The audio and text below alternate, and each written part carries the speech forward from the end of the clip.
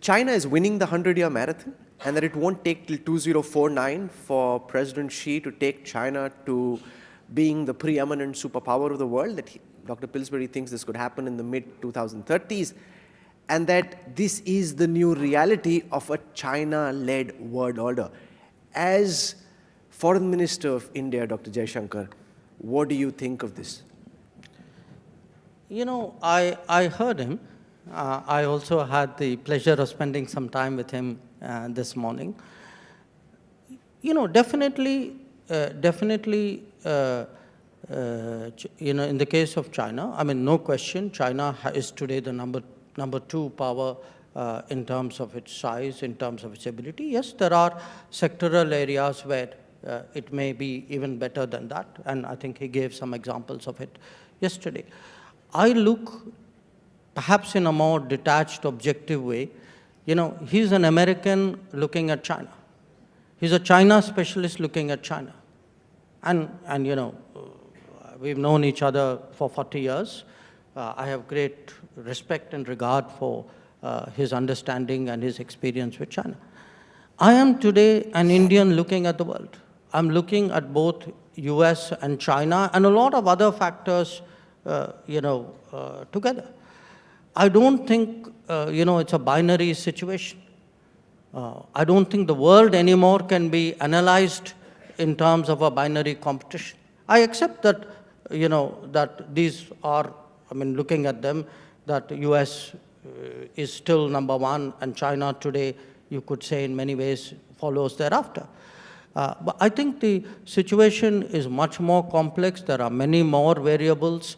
I am, as a student of history, I'm quite reserved in my judgments about the future, where they go, how they happen. And I come back actually to the theme of your meeting today, the India moment. Because, and I would actually, rather than moment, say the moment is the batsman has just taken the crease or just a little while ago. I think there's a full innings to be played. That innings is called Amrit Kal. It's a 25-year innings which is to be played. I think we have today set ourselves up. We have set ourselves up not just by foreign policy moves, because you have to do the deep domestic changes which are necessary for the rise of a power. China did that. Had our opponents done what they should have done during that tenure, we would be in a very different position. We don't have the deep industrial strengths, the deep technology strengths of China, because that kind of thinking was never there. I mean, if you look from, leave alone the 1970s and 80s, which were a disaster economically. You look even after the 1990s, where was the focus on building deep strengths? Instead we went for globalization mantras. So my point is, my takeaway from what he said, and from his books and from our many conversations from him, countries have to build deep strengths if they have to have global aspirations. Today, Make in India, Atmanirbhar Bharat, the kind of things we are doing, even improving human resources, skills, educations, nutrition, all this is part of a matrix.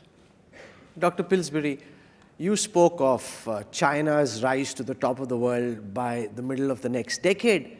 Dr. Jaishankar, Prime Minister Modi, and the Indian government are working towards what they call Amrit Kal, the rise of India to the top. How do you square these two things off, given the fact that you're estimating China will rise, and many like Morgan Stanley are thinking that India is witnessing a once-in-a-generation rise in global power? Dr. Pillsbury. I would say that the world is watching the India moment.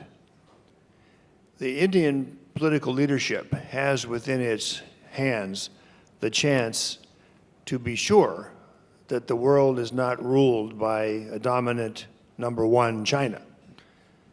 In many ways, it's up to India to decide what to do. And it's very scary, if I could use that word, to see Rahul Gandhi's comments about China. We have a few people in America who think the way Rahul Gandhi apparently thinks about China. that harmony is the key feature of that country. Almost all those people, the old panda huggers, they have changed their minds. They have come alive. They realize there's a global challenge from China. And if you carefully read Dr. Jaishankar's book, The India Way, you will see in there his proposal that India should play a shaping role in the global order, partly as a voice for the global South, but for other reasons as well. The reaction in China to Dr. Jaishankar's book is very negative. They don't like the idea that India could play a role speaking for the global South. They believe that's China's responsibility. So this challenge for the future of the India-China relationship, that's something I wish I had devoted more time to many years ago. But I now see India as the world's chance to be sure that China does not become a dominant, aggressive, and dictatorial society. That's interesting. I also see we have a bit of a mutual admiration club here. Dr. Pillsbury, when he came yesterday, carried Dr. Jaishankar's book, The India Way. And I just heard from Dr. Jaishankar before we started this session that in the last several years, he's probably gifted more copies of your book than anybody else.